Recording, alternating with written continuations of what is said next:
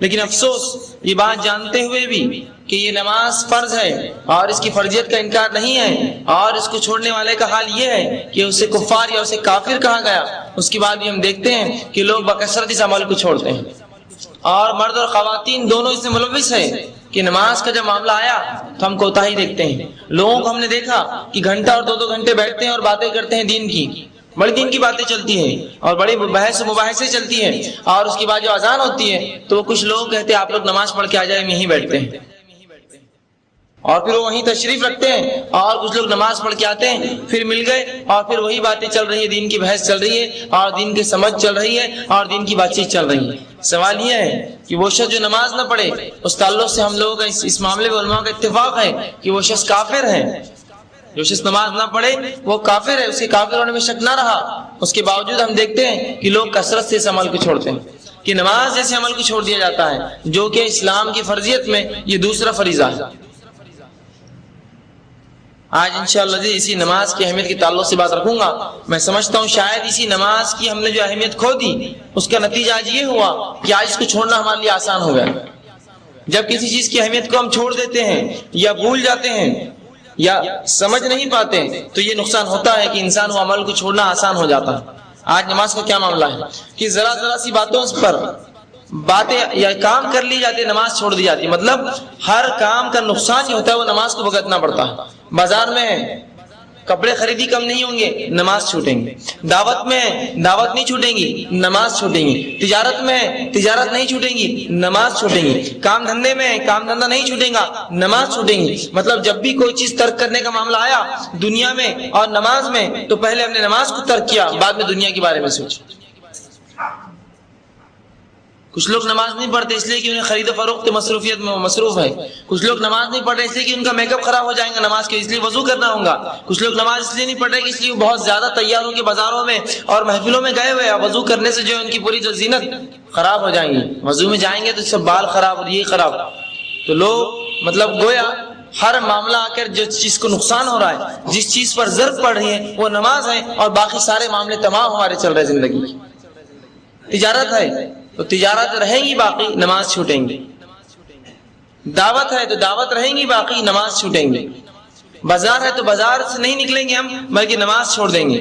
اور کئی بار لوگوں کو دیکھا گیا کہ مسلسل نماز نہیں پڑھتے ہیں، حتیٰ کہ بات بالکل ہمارے سامنے ہے کہ لوگ کچھ ایسے بھی ہم میں جو عید سے عید نماز پڑھتے ہیں، اور افسوس یہ بھی ہے کہ کچھ لوگ عید پر بھی نہیں پڑھتے ہیں۔ جو نماز رمضان میں ہوتی ہے نا، یہ مت سمجھے کہ رمضان میں سارے مسلمان نماز پڑھتے ہیں۔ رمضان جیسے مہینے میں بھی بمشکل اس کے ابتدائی ایک ہفتہ اور اس کے آخری ایک ہفتہ بمشکل 40 سے 50% مسلمان نماز پڑھتے ہیں۔ اس کا ابتدائی ایک ہفتہ اور بعد کا اس لیے کہا میں نے کہ بیچ میں جو آتا ہفتے کے بعد جو روزے آتے ہیں پھر نماز گل رہتی ہے، یا 10 دن بس لے لی زیادہ سے زیادہ۔ جب میری تراویح ختم ہوئی ایک قرآن میں نے کہیں تو بھی کیسے تو بھی سن لیا، بس اب اس کے بعد نماز غائب ہے۔ وہ مشکل ایک ہفتہ اور ایک ہفتہ آخر جب کہ اب ختم ہو رہے ہیں، ذرا کوئی تنبیہ کرتا ہے اب تو پڑھ لو تو ٹھیک ہے پڑھ لیتا ہوں۔ اور عید کی نماز کا معاملہ اگر لیں گے تو 60 سے 70% مسلمان پڑھتے ہیں، اس کے بعد بھی 30% مسلمانوں کی اس کی پرواہ نہ ہے۔ تو کیا ایسا شخص جو نماز کو چھوڑے، تارک کی نماز ہو، صلاۃ یا نماز کو چھوڑنے والا ہو، کیا وہ مسلمان ہے ہمارے نزدیک؟ لیکن ہم دیکھتے نہ کوئی انہیں کہتا ہے نہ خود کوئی عمل کرتا ہے۔ ایک شخص مسلمانوں کی محفل میں بیٹھا ہے اور خود اٹھ کر نماز کو جاتا ہے، نہ بازو والے کو کہتا ہے نہ بازو والا اس کی فکر کرتا ہے کہ وہ نماز کو جا رہا ہے، میں نہیں جا رہا ہوں۔ آپ وہ جتنی دیر الگ رہے، کیا وہ مومن رہا جو نماز کو نہ آئے اذان سننے کے بعد بھی بنا کوئی شرعی عذر کے؟ لیکن حالات اسی طرح ہے۔ ایک بار یوں واقعہ ہوا کہ کسی نے گھر میں کتاب لائی ہمارے پاس، گناہ کبیرہ کے تعلق سے ایک باب تھا اس میں۔ جب گناہ کبیرہ کا باب آیا تو چھوٹے ذہن تھے ہمارے، وہ جلدی سے کھولا کہ اس میں ایسے کچھ گناہ ہوں گے جو ہم کبھی نہیں دیکھتے ہوں گے لوگوں کرتے ہوئے، جلدی سے اس کو پڑھیں گے کیا کیا ہے وہ گناہ کبیرہ، تاکہ اس میں ایسے گناہ ہوں گے جو ہم نے کبھی سنے بھی نہ ہوں گے۔ اور وہ کتاب اٹھائی، گناہ کبیرہ کا باب جلدی سے کھولا اور دیکھا تو سب سے پہلے لکھا نماز چھوڑنے والا۔ نماز چھوڑنا گناہ کبیرہ ہے؟ ایک چھوٹا ذہن بچے کا یہ تسلیم ہی نہیں کر رہا کہ گناہ کبیرہ نماز ہے، لیکن یہ تو کوئی بھی نہیں پڑھتا۔ ہمارے اطراف ہم نے کس کو بھی نہیں پایا اس کو پڑھتے ہوئے، اور یہ تو سب سے پہلا گناہ ہے۔ دوسرا روزہ چھوڑنا اور زکوٰۃ چھوڑنا اور حج کو چھوڑنا۔ تو ایک ذہن جو چھوٹے بچے کا ہوتا ہے ایک چیز عجیب لگی کہ یہ چیزیں تو ایسی ہے جو گناہ کبیرہ نہیں ہم سمجھتے تھے، عام بات ہے۔ گناہ کبیرہ تو وہ گناہ ہوں گے جو ہم نے کبھی دیکھے نہیں ہوں گے، جو کبھی سوچے نہیں ہوں گے، جو ہمارے سمجھ میں نہ آئیں گے، جو ہم نے کبھی جو ہے تصور بھی نہیں کیا کبھی پائیں گے، لیکن جب وہ کھولا کتاب تو پتہ چلا نماز، اور کتنا عام ہے یہ۔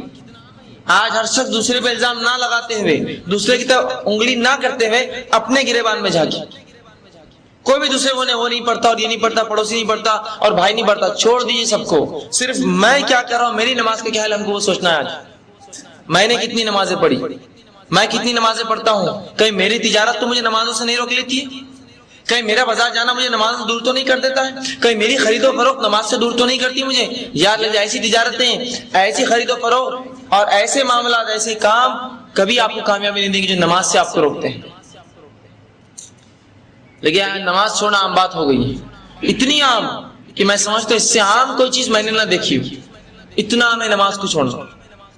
اور یاد رکھیے گناہ کبیرہ ہے، اس کا گناہ کیا ہے اور اس کے فائدے کیا ہے، چونکہ آج اہمیت ہی ہے، میرا درس کا عنوان نماز کی اہمیت، میں دونوں ہی باتیں رکھوں گا تاکہ اس کی اہمیت بھی سمجھ میں آئے اور جو سخت سزائیں اس کی ہے اس سے ایک بات ہمیں سمجھ میں آئے کہ اس کا چھوڑنا کتنا بڑا گناہ ہے اور اس کی اہمیت آج ہم سمجھ سکتے ہیں۔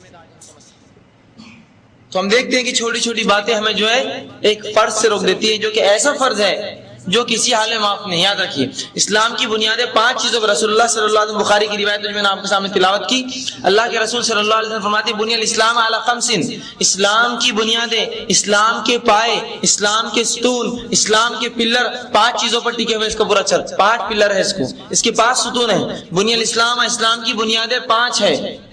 پہلا آپ صلی اللہ علیہ وسلم فرماتے ہیں شہادت ان لا الہ الا اللہ وان محمد رسول اللہ، کہ کوئی گواہی دے کہ اللہ کی سوا کو معبود برحق نہیں اور میں محمد صلی اللہ علیہ وسلم رسول ہوں، پہلا۔ واقام الصلاۃ، اور نماز قائم کرے، وایتاء الزکاۃ، اور زکات دے، والحج، اور حج کرے، اور پھر کہا وصوم رمضان، اور رمضان کے روزے رکھے۔ تو رسول اللہ صلی اللہ علیہ وسلم کتنی باتیں گنائی اس میں سے 5، اور یاد رکھ لیجئے ان 5 میں سے 2 باتیں ایسی ہیں جو کبھی معاف نہیں ہوتی۔ حج کا معاملہ یوں ہے کہ ایک انسان کی استطاعت ہے تو حج کریں گا، استطاعت نہیں حج نہیں کریں گا، ساخط ہو گیا معاملہ۔ زکات وہ دیں گا جس کو اللہ نے مال و دولت دی، مال و دولت نہیں، زکات ساخط ہے نا۔ روزہ صحت ہے تو روزہ ہے ورنہ روزہ ساخط۔ لیکن توحید پہلا، گواہی شہادت، اور دوسرا نماز، یہ کسی حال میں معاف نہیں ہے۔ آپ کھڑے رہ کر پڑھیں گے، کھڑے رہ کر نہیں پڑھ سکتے، بیٹھ کر پڑھیں گے، بیٹھ کر نہیں پڑھ سکتے، لیٹ کر پڑھیں گے، لیٹ کر نہیں پڑھ سکتے، اشاروں سے پڑھیں گے، اشاروں سے نہیں پڑھ سکتے، ذہن میں پڑھیں گے اگر دماغ کام کر رہا ہے تو۔ چھوٹ نہیں ہے اس کی، زکات کی چھوٹ ہے، مال نہیں ہے زکات نہیں، مال نہیں ہے حج نہیں، صحت نہیں ہے روزے نہیں، لیکن توحید، شہادت اور نماز یہ کسی حال میں معاف نہیں ہے، کسی حال میں۔ لیکن آج ہم دیکھتے ہیں جس چیز کو اتنا فرض کیا اور جس چیز کے لیے رسول اللہ صلی اللہ علیہ وسلم اتنی تڑپ رہی، اس چیز کو چھوڑنا سب سے آسان کام ہے آج ہمارے لیے، سب سے آسان کام۔ افسوس کے ساتھ کہہ رہا ہوں یہ بات میں، سب کچھ ہمارا چھوٹ سکتا ہے یا سب کچھ ہم جو ہے اس کی نماز، لیکن جو ہے ہم ادا نہیں کریں گے، سب کچھ چھوڑ دیں گے، نماز کو چھوڑ دیں گے۔ ہر کام کے لیے، ادنا سے ادنا کام کے لیے نماز چھوڑی جاتی ہے، لیکن نماز کے لیے کبھی ایسا نہ ہوا کہ کوئی کام ہم نے چھوڑا۔ بہرحال میں نے آپ کے سامنے خطبے میں 4 آیتیں قرآن کی تلاوت کی، ایک کے بعد اس کا معنی اور رسول اللہ صلی اللہ علیہ وسلم زندگی سے 4 حدیثیں رکھتا ہوں تاکہ اس نماز کی اہمیت ہمارے ذہن و دماغ میں آ جائے۔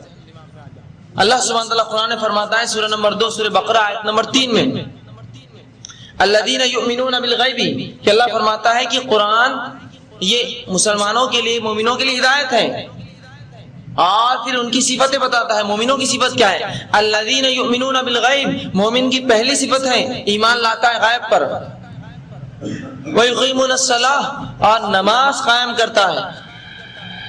تو اس آیت کے اندر اللہ سبحانہ تعالیٰ نے جو مومن کی سب سے دوسری صفت بتائی، پہلے تو ایمان لانا، اور ایمان کے بعد جو سب سے دوسری صفت بتائی وہ کیا ہے؟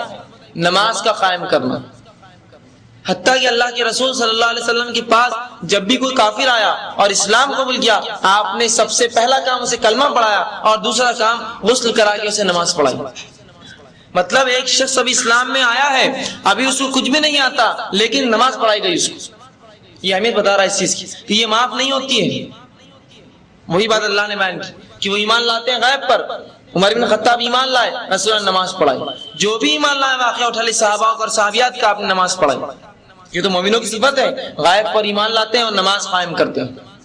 لیکن آج ہم اپنے آپ کو مومن کہتے ہیں، شان سے، فخر سے، میں ایمان والا ہوں، اور کافروں پہ دم بھرتے ہیں کہ ان سے پہلے ہم جنت میں، یا یہ جہنم میں جائیں گے، ہم جنت میں جائیں گے. اور کیوں نہ ہو، ہم ضرور جائیں گے انشاءاللہ. لیکن کیا اعمال کی وجہ سے، جیسے اسلام نے بتایا، کیا اس کی بنیادوں کا خیال کیا کبھی؟ یہ بات بڑی عجیب ہے. یہ سوچ تو بڑی اچھی ہے کہ جنت میں ہم سب جائیں گے، لیکن کیا ویسے اعمال کر رہے ہیں ہم جنتی؟ اور الحمدللہ یہ جنت کی سوچ ہم سب میں پائی جاتی ہے، لیکن کیا ویسے اعمال بھی کر رہے ہیں ہم جو جنت لے جائیں ہمیں؟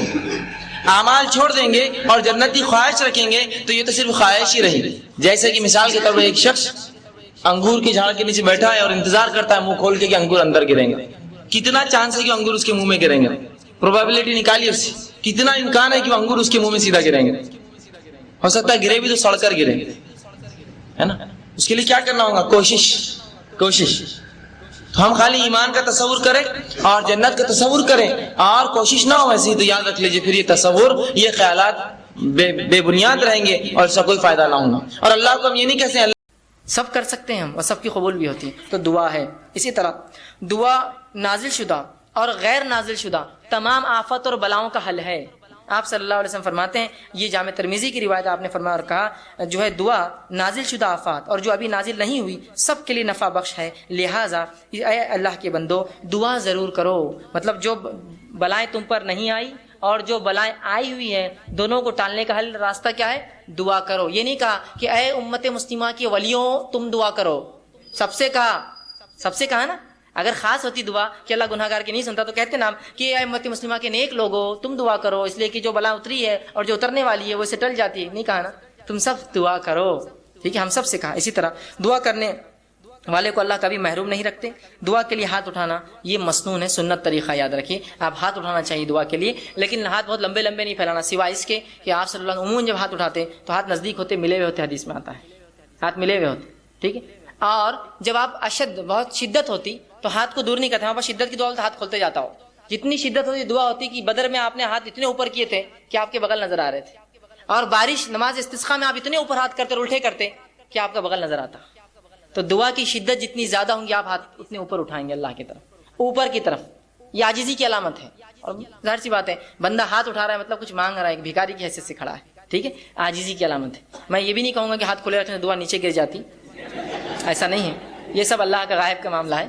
لیکن ہاتھ ملانا چاہیے اور ہاتھوں کو آپ اس کی شدت کے اعتبار سے کیجیے، اور قبلے رخ ہونا بھی یہ سنت ہے، یاد رکھیں. ٹھیک ہے. تو آپ صلی اللہ علیہ وسلم فرمایا دعا کے لیے ہاتھ اٹھانا مسنون ہے، اور دعا جب کرتا ہے بندہ محروم. ابن ماجہ کی روایت آپ نے فرمایا اور کہا تمہارا رب بڑا حیا کرنے والا ہے اور بڑا سخی ہے، بہت دینے والا ہے. اس کو ایک تو شرم بہت آتی اور بہت سخی ہے، بہت دینے والا ہے. تو لہٰذا جب بندہ اس کے حضور میں ہاتھ اٹھاتا ہے تو اللہ کو شرم آتی ہے، میں کیسے نہیں دوں گا اس کو. ایک بے مطلب بہت حیا آتی ہے اس کو کہ کوئی اس کے در پر آئے مانگے اور وہ خالی ہاتھ چھوڑے. تو اللہ کے رسول نے جب بندہ ہاتھ اٹھاتا ہے تو اللہ بڑا حیا دار ہے، بڑا سخی دینے والا ہے. تو اس کو شرم آتی ہے، حیا آتی ہے کہ اس بندے نے جس نے ہاتھ اٹھایا اس کو خالی کیسے جانے دے. تو کچھ نہ کچھ ضرور ڈالتا ہے آپ کی جھولی میں، یاد رکھیے. یا تو چیز کے بدلے چیز، دعا کے بدلے، اس کے بدلے آخرت میں ثواب، یا اس کے بدلے ایک مصیبت ٹالتا ہے، اس لیے کہ اس کو حیا آتی ہے آپ کو لوٹانے کے اندر. ٹھیک ہے. تو ہاتھ اٹھانا ہمارا سنت ہے اور اللہ دعا. اسی طرح جو ہے دعا کے تعلق سے بات آتی ہے، اس کے کچھ آداب ہیں، ان آداب کا بھی لحاظ رکھیں. ان آداب کا ہم لحاظ نہیں رکھیں گے تو ہو سکتا ہے دعا جو آپ کہتے قبول نہیں ہو رہی یا ہم کو لگ رہا ہے اس کا ہو سکتا ہے. آئیے سنیے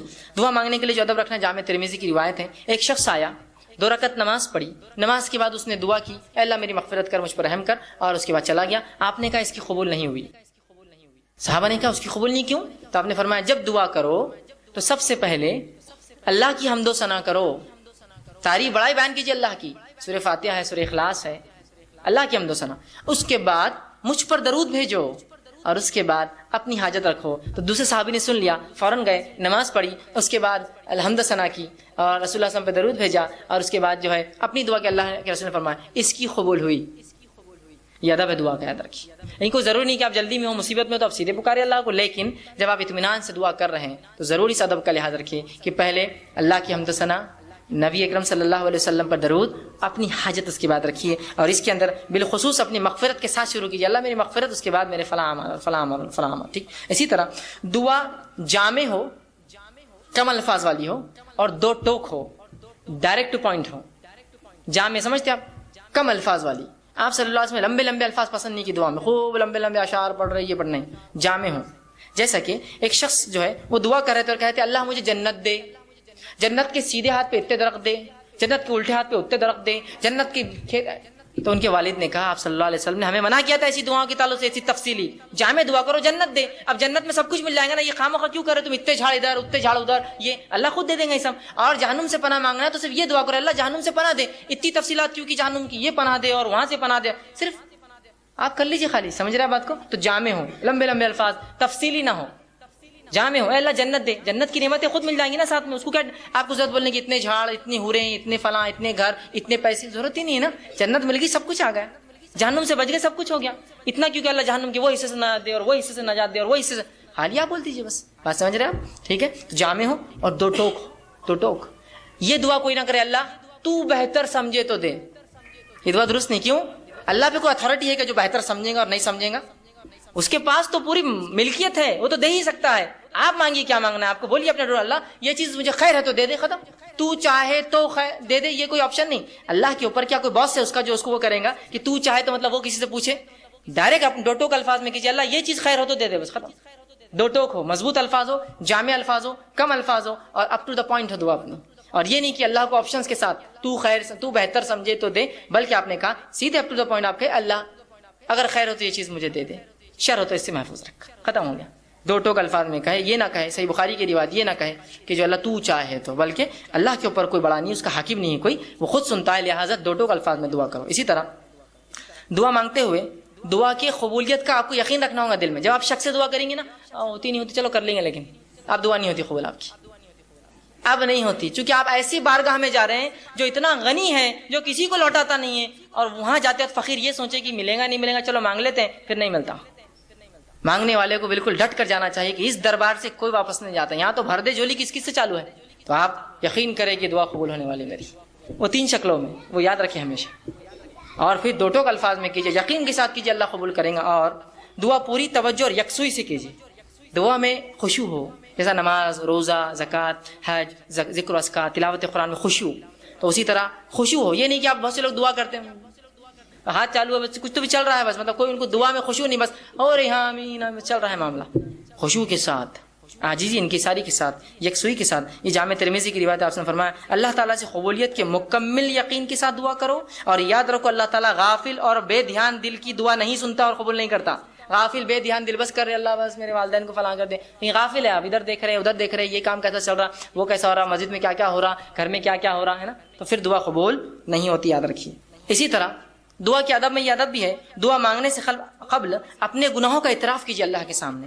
یہ حاکم کی روایت ہے، آپ صلی اللہ علیہ وسلم فرمائے جب بھی تم اللہ سے دعا مانگو تو اپنے گناہوں کا پہلے اقرار کرو، اللہ میں گناہ گار ہوں، میں خطا کار ہوں، مجھ سے گناہ اور خطا ہوئے، لیکن تو میرا رب ہے، اس گناہ اور خطاؤں کے بعد بھی مجھے یقین ہے تو میری دعا سنے. تو اپنی گناہوں کا اعتراف کیجیے اور پھر اپنی حاجت مسائل اس کے سامنے رکھیں. ٹھیک ہے، تو گناہوں کا اعتراف یہ ضروری ہے. ٹھیک، اسی طرح خاص دعاؤں کے لیے آپ 3 بار بھی دہرا سکتے ہیں. خاص دعاؤں کے لیے اسپیشل جو آپ کی دعائیں ہوں کچھ تو آپ 3 بار دہرائیے، اس کی سنت ہے، یہ اس کا ادب بھی ہے. آپ صلی اللہ علیہ وسلم کے تعلق ابن ماجہ کی روایت ہے آپ نے جنت طلب کی اور جہنم سے پناہ مانگا 3 بار کہا اللہم صلی اللہ الجنہ ونعوذ بک من النار، 3 بار کہا. یہ تو بہت اہم دعا ہے نا، جنت پانے کی، جہنم سے بچنے کی. تو اس سے پتہ چلا آپ ایسی دعاؤں کو جو بڑی اہمیت کی ہے 3 بار دہرانا، اللہ میری مغفرت کر، اللہ میری مغفرت کر. یہ امپورٹنس کے لیے اور یہ سنت ہے. آپ جب بھی کوئی اہم دعا کرتے 3 مرتبہ الفاظ کے، جیسے عثمان ابن عفان کو دعا دی تھی 3 بار کی دی تھی ایک ساتھ. امپورٹنٹ تھا نا، اس لیے کہ جنگ تبوک میں مال لا کے دیا تھا جب کوئی دے نہیں رہا تھا. ٹھیک ہے، 3 بار. اسی طرح یہ ابن ماجہ کی روایت. اسی طرح جو ہے جامع ترمذی کی روایت آپ نے فرمایا کہا کسی دوسرے کے لیے دعا مانگنے والے کو پہلے اپنے لیے دعا کرنی چاہیے پھر دوسرے کے لیے مانگنا چاہیے. اگر کوئی آپ سے کہا بھائی میرے لیے دعا کیجیے تو آپ صلی اللہ علیہ وسلم فرمایا پہلے اپنے لیے مانگ اور پھر اس کے لیے وہ چیز مانگ، اس لیے کہ پہلا محتاج تو وہی ہے جو مانگ رہا ہے اور پھر وہ ہے جس نے مانگنے کا کہا. تو جب بھی کوئی آپ سے دعا کہے تو ضرور اپنے لیے مانگیے پہلے اور پھر اس سامنے والے کے لیے بھی دعا کیجیے. اسی طرح جو یہ ابو داؤد کی روایت آپ صلی اللہ علیہ وسلم فرمایا کہ دعا جو ہے جامع ٹھوس الفاظ لیکن زیادہ معنی والوں سے دعا مانگنی چاہیے، مطلب تھوڑے ہو، ٹھوس ہو، مضبوط ہو اور زیادہ اس کا معنی اس کے ساتھ کرنا چاہیے. اسی طرح ہاتھ اٹھائے بغیر بھی دعا کرنا جائز ہے، لیکن ہاتھ اٹھانا سنت اور ادب ہے. ہاتھ اٹھائے بغیر بھی کر سکتے ہیں، جیسے کہ آپ صلی اللہ علیہ وسلم نے نماز کے اندر تشہد کے اندر دعائیں کی، اس میں ہاتھ تھوڑی اٹھا سکتا آدمی نماز کے تشہد میں، نماز کے مختلف ارکان میں، تو بغیر ہاتھ اٹھائے کے تو بغیر ہاتھ اٹھائے کے بھی کر سکتے ہیں، ہاتھ اٹھا کے بھی کر سکتے ہیں. اسی طرح جو ہے دعا سننے والے کے لیے آخر میں آمین کہنا چاہیے. جو دعا سنے، جب کوئی دعا کرے آپ سن رہے ہیں تو آمین کہنا چاہیے، اس لیے کہ آمین کہنا یہ جو ہے اے اللہ قبول کر کے معنی میں ہے. صحیح مسلم کی روایت ہے، آپ نے فرمایا جب بندہ اللہ سے دعا کرتا ہے تو فرشتے آمین کہتے ہیں، اس کے لیے وہ دعا کر کے آمین کہتے ہیں. تو پتہ چلا فرشتے دعا پر آمین کہتے ہیں، مطلب ہم لوگ بھی جب دعا کوئی کرے تو آمین کہنا چاہیے اس کے اوپر، لیکن دعا گناہ کی نہ ہو اور خطے تعلق کی نہ ہو. یہ دو دعاؤں پہ نہیں کہنا چاہیے، چونکہ یہ دونوں دعائیں مانگنا غلط بھی، اللہ قبول بھی نہیں کرتا. کہ گناہ کی کوئی دعا یا خطے تعلق، جیسا کوئی دعا کرا اللہ لڑکی کے لیے بھاگنا آسان کر دے، بہت سے لوگ کرتے ہیں نا ایسی دعائیں، ہوتے ہیں نا ایسی دعائیں.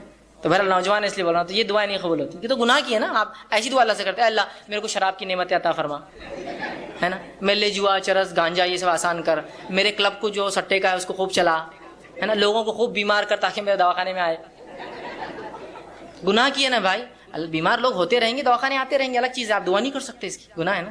ایک غلط چیز کی دعا کر رہے ہیں آپ، سمجھے. جیسا پنکچر کی کسی نے دکاندار تھا، آپ کیا دعا کریں اللہ خوب پنکچر ہو گاڑیاں شہر میں میرے پاس آئے. پنکچر تو فطری چیزیں ہوں گی، آپ دعا نہیں، آپ یہ کریں گے اللہ میرے رزق میں برکت دے. اب وہ کیسی ہوں گی وہ ایک الگ چیز ہے، آپ بات سمجھ رہے. یہ دعا ہونی چاہیے، تو گناہ کی دعا نہیں ہونی چاہیے. اسی طرح معمولی سے معمولی چیز بھی اللہ سے مانگنا چاہیے.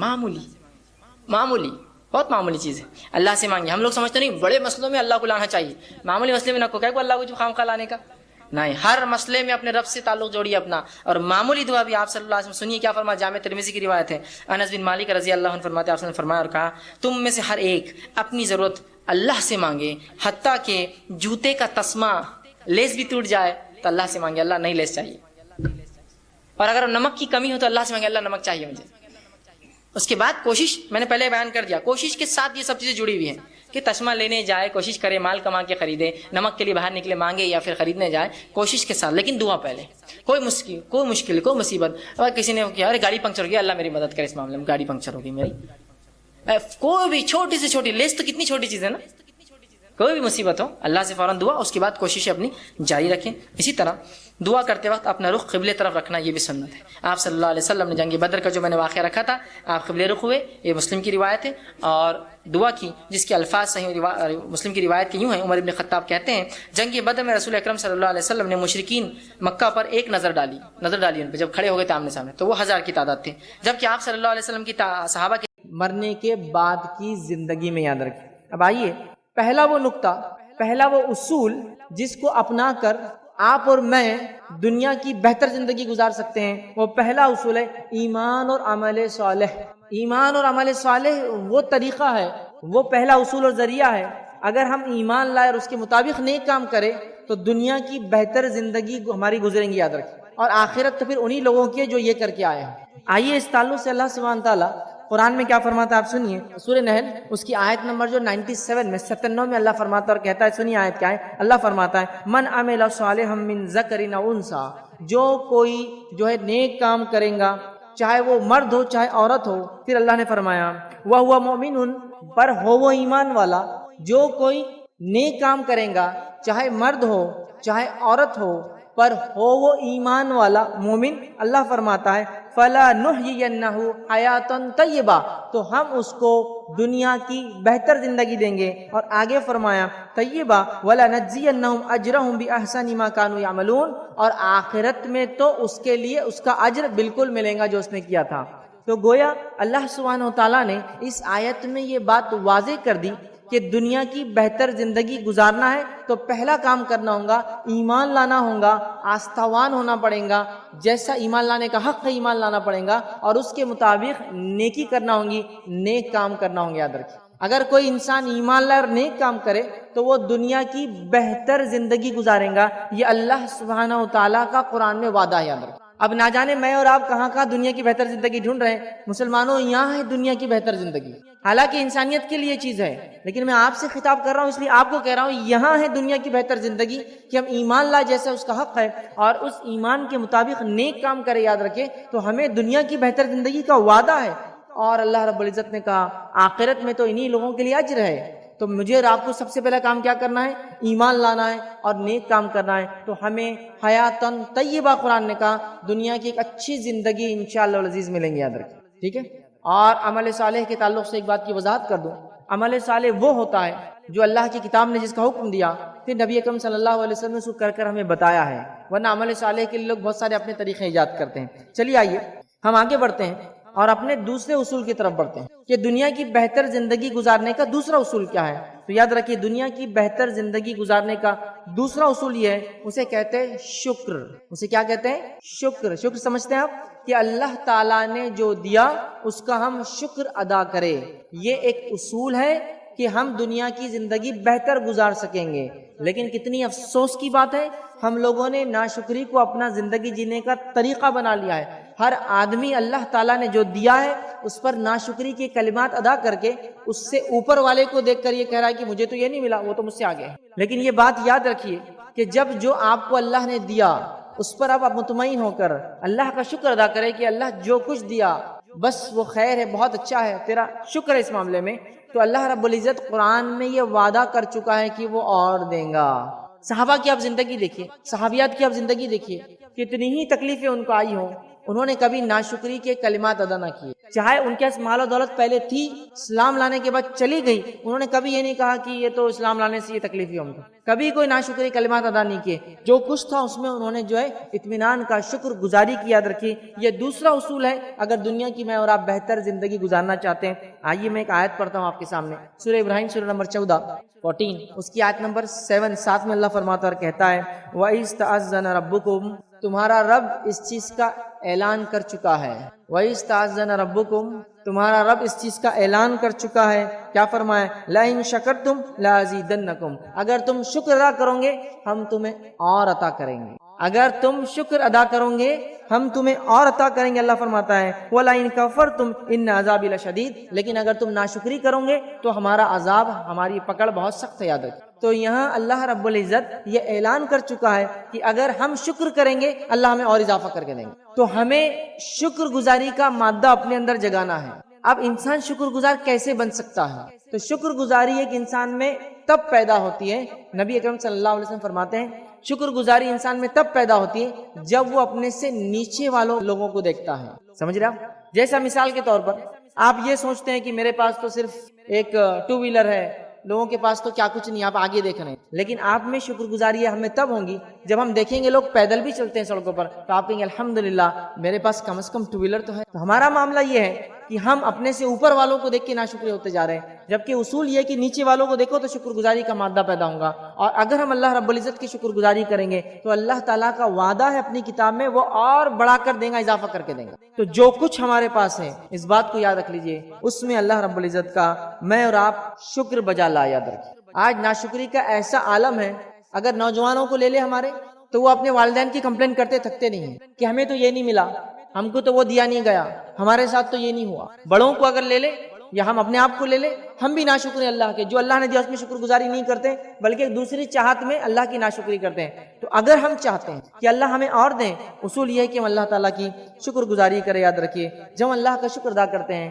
تو رب العزت ہمیں اور بڑھا کر عطا کرتا ہے. یاد رکھیے. آئیے دنیا کی بہتر زندگی گزارنے کا تیسرا اصول کیا ہے؟ اور وہ تیسرا اصول ہے صبر. صبر. کسی کہنے والے نے بڑی اچھی بات کہی ہے، اگر اسلام ایک پرندہ ہے تو اس کا ایک پر شکر ہے تو دوسرا پر صبر ہے. یاد رکھیے یہ اللہ رب العزت کی دو عظیم نعمتیں صبر اور شکر. یاد رکھیے جب انسان صبر کرتا ہے تو اللہ تعالیٰ اس کو اور عطا کرتا ہے. صبر کرنے پر وہ دنیا کی بہتر زندگی گزارتا ہے. یاد رکھیے جس کی جیتی جاگتی مثال صحابہ کی زندگی ہے. کسی کو اپنا شہر چھوڑنا پڑا، کسی سے سب کچھ چھین لیا گیا، سمجھ رہے آپ، اور کیا کچھ نہیں ہوا، لیکن انہوں نے صبر کا دامن نہیں چھوڑا. کچھ کے ساتھ تو یہ سلوک ہوا کہ جسمانی اعضاء جو ہے ضائع کر دیے گئے، کسی کو تکلیف پہنچائی گئی، کسی کو یہاں تک کہ قتل کر دیا گیا، لیکن کبھی بھی انہوں نے جو ہے صبر کا دامن نہیں چھوڑا. یاد رکھیے صبر بڑا اہم اصول ہے. یاد رکھیے اور قرآن میں اللہ رب العزت نے اس بات کو یوں بیان کیا.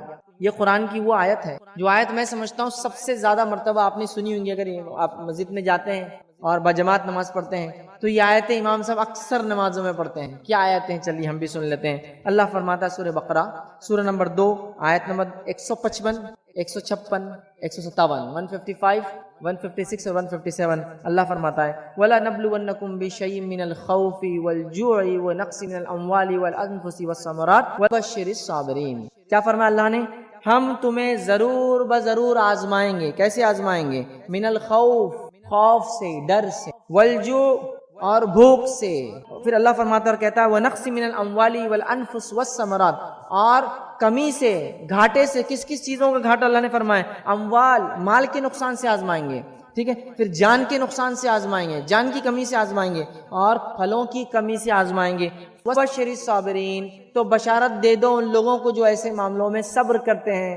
تو یہاں بشارت دی گئی صبر کرنے والوں کو دنیا کے اندر، یاد رکھیے۔ اور صحابہ اس کا نمونہ ہے جیتا جاگتا، جب وہ گزرے ان خوف سے، بھوک سے، مال کی کمی سے، جان کی کمی سے، اور صبر کیا، رب العزت نے ان کو وہ کچھ عطا کیا، یاد رکھے، جس کے بارے میں اور آپ سوچ بھی نہیں سکتے، یاد رکھے۔ اتنا کچھ اللہ تعالیٰ نے ان کو عطا کیا چونکہ انہوں نے صبر کیا، یاد رکھے۔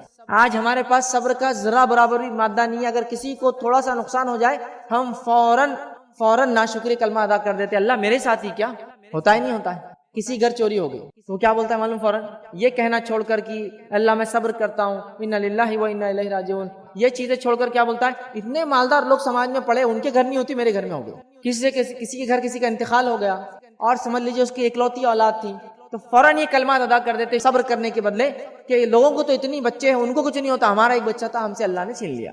تو ہم فوراً ناشکری کلمات ادا کرتے ہیں، صبر کے خلاف کام کرتے ہیں۔ جبکہ اگر ہم صبر کریں، جب اللہ میں آزماتا ہے خوف سے، بھوک سے، مال کی کمی سے، جان کی کمی سے، پھلوں کی کمی سے، تو اللہ نے بشارت دی ایسے لوگوں جو صبر کرتے ہیں۔ پھر فرمایا الذین اذا اصابتهم مصیبۃ قالوا، اور جب ان لوگوں پر مصیبت آتی ہے تو کیا کہتے ہیں؟ ان للہ و انا الیہ راجعون، ہم اللہ کی طرف سے آئے تھے اور ہمیں اللہ کی طرف لوٹ کر جانا ہے۔ پھر اللہ فرماتا کہتا ہے، اور یہی وہ لوگ ہیں جن پہ اللہ کی نوازشیں ہوں گی اور اللہ کی رحمت ہے، وَأُولَٰئِکَ هُمُ الْمُهْتَدُونَ، اور یہی لوگ ہدایت یافتہ ہیں، دنیا میں ہدایت یافتہ ہے۔ تو یہاں دیکھیے صبر کے تعلق سے بات بیان کی۔ صبر یاد رکھیے بڑی اہم چیز ہے، یاد رکھیے، اور یہ بڑا اہم اصول ہے اگر دنیا کی ہم بہتر زندگی گزارنا چاہتے ہیں۔ تو آئیے دنیا کی بہتر زندگی کے لیے جو چوتھا اصول میں آپ کے سامنے فورتھ پوائنٹ رکھوں گا، وہ کیا ہے؟ وہ یہ ہے، یہ ایک ایسا اصول ہے، یہ نہ صرف دنیا کی اچھی زندگی دیں گا، بلکہ میرا یہ چوتھا جو نقطہ ہے، یہ کسی مصیبت، چاہے جسمانی ہو، سمجھ رہے آپ، کسی مصیبت جسمانی ہو یا ذہنی کوئی تکلیف ہو، یہ اس کا بھی علاج ہے۔ یہ جو نقطہ ہے بڑا اہم نقطہ ہے، یاد رکھیے، اس نقطے کو آپ باندھ لیں، یاد رکھیے اپنے ساتھ۔ یہ چوتھا جو میرا پوائنٹ ہے، اور چوتھا پوائنٹ دنیا کی بہتر زندگی گزارنے کا کیا ہے معلوم آپ کو؟ وہ ہے توبہ اور استغفار۔ دنیا میں مصیبتیں ہم پہ کیوں آتی ہیں، تکلیفیں کیوں آتی ہے، پریشانیاں کیوں آتی ہے، بیماریاں کیوں آتی ہیں معلوم آپ کو؟ اس لیے کہ ہم اللہ رب العزت کی ناشکری کرتے ہیں، اللہ رب العزت کا شکر ادا نہیں کرتے، گناہوں پر گناہ کرتے چلے جاتے ہیں، اور گناہ اتنے بڑھ جاتے ہیں کہ ہم نے دیکھا قرآن کے اندر جب قوموں کے گناہ بڑھ گئے تو اللہ رب العزت نے ان قوموں کو دنیا سے نیست و نابود کر دیا، جس کو کہیں گے دنیا سے ان کو مٹا دیا، یاد رکھیں۔ تو یہ گناہ ہے، یہ معصیت ہے جو ہمارے لیے دنیا کی زندگی اجیرن کر دیتے، یاد رکھیں۔ ڈپریشن کے لوگ شکار ہو گئے، سمجھ رہے، گناہوں کے نتیجے میں پریشان ہیں، مال و دولت ہونے کے بعد بھی دل پریشان ہے نا، سکون نظر نہیں آ رہا ہے کہیں، ہے نا، سب کچھ ہونے کے بعد بھی دل چاہ رہا ہے کہ ابھی کوئی چیز ایک ایسی ہے جو حاصل نہیں ہوئی ہے۔ تو میرے بھائیوں، توبہ اور استغفار کو اپنے ایسا لازم کر لیجئے کہ اٹھتے اور بیٹھتے سو کیجئے۔ نبی اکرم صلی اللہ علیہ وسلم گناہ نہیں کرتے تھے، لیکن اس کے باوجود بھی آپ بخشائے تھے، اس کے باوجود بھی روایتوں میں آتا ہے نبی اکرم صلی اللہ علیہ وسلم ایک مجلس میں کبھی کبھار 70 یا 100 مرتبہ استغفار کرتے تھے، 70 یا 100 مرتبہ توبہ کرتے تھے، جبکہ نبی اکرم صلی اللہ علیہ وسلم گناہ نہیں کرتے تھے۔ اس کے بعد اتنا آپ کا توبہ اور استغفار کرنا علماء لکھتے ہیں وہ اس لیے ہے